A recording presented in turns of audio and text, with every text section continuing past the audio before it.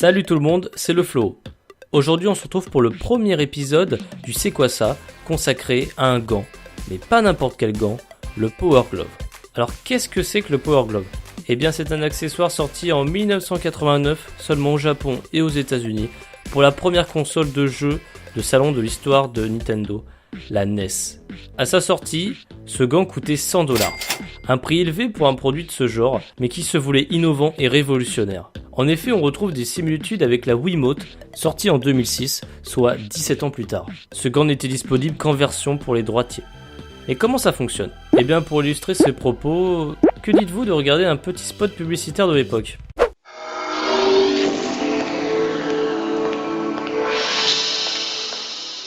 The Power Glove for your NES. Now you and the games are one.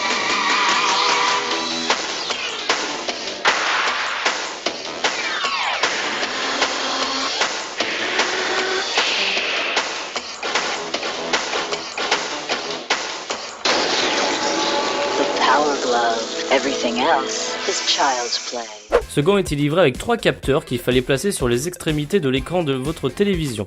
Comme vous avez pu le voir sur la publicité, lorsque l'on fait un mouvement, par exemple lever ou baisser l'index, l'action est transmise directement au capteur.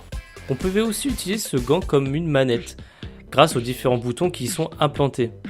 L'utilisateur devait pour chaque jeu entrer un code différent afin que le gant puisse fonctionner.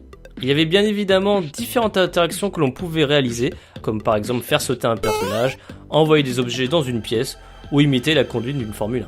Quels sont les jeux qui peuvent être joués avec cet accessoire ? Eh bien quelques jeux bien connus fonctionnaient avec cet appareil, comme par exemple Castlevania, Metroid ou le célèbre Super Mario Bros. L'un des jeux les plus connus du Power Glove était le Super Glove Ball, développé pour cet accessoire. Dans ce jeu, il fallait déplacer des objets se situant dans un espace et les poser dans un décor bien précis. Pour finir, l'avis général.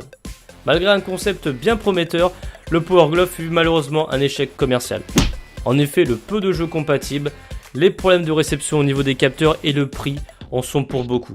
Il n'en reste pas moins un des accessoires les plus cultissimes de la NES, comme par exemple le Zapper, le NES Advantage ou bien encore le Power Pad.